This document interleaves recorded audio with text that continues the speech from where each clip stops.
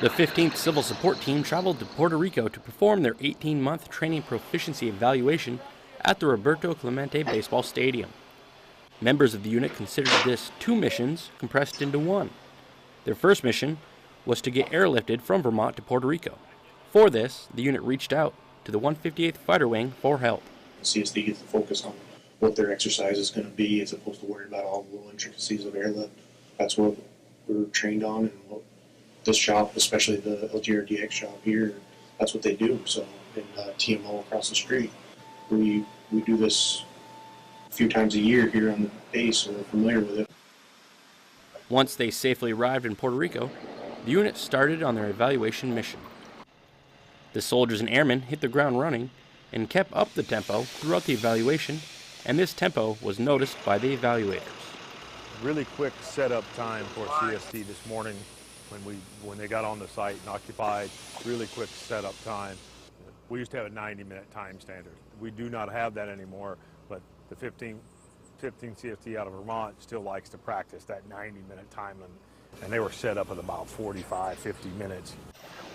The unit's first sergeant believes their experience adds to their quick time. Everybody was working. People were running down to set up the decon line. We're short-handed there. Commo, what do you need? We'd go over and help Commo. We all have enough knowledge and enough experience on this team where we can jump into different roles and help each other out. And that's very beneficial in setup. The unit had to perform quickly and effectively because they had a short time from start to finish in order to prove themselves. This involved being evaluated in one day rather than two. So we put all of our eggs in one basket essentially and had a 21-hour of duration event on that Tuesday. It was a very long day. We got up at 4 and we got back to our hotels at about 12:30 in the morning. During that long day, team members had to be prepared to spot objects that were out of the ordinary. A lot of people would walk down range to the site we went to and see a water cooler and think it was just a water cooler, but the water cooler with a water valve on the front seems odd to our guys because we're used to looking for that stuff.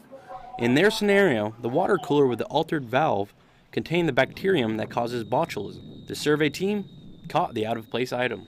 CSTs are important because they offer assistance throughout the U.S., and the 15th CST proved themselves to be fully trained and fully capable with the addition of performing an airlift operation.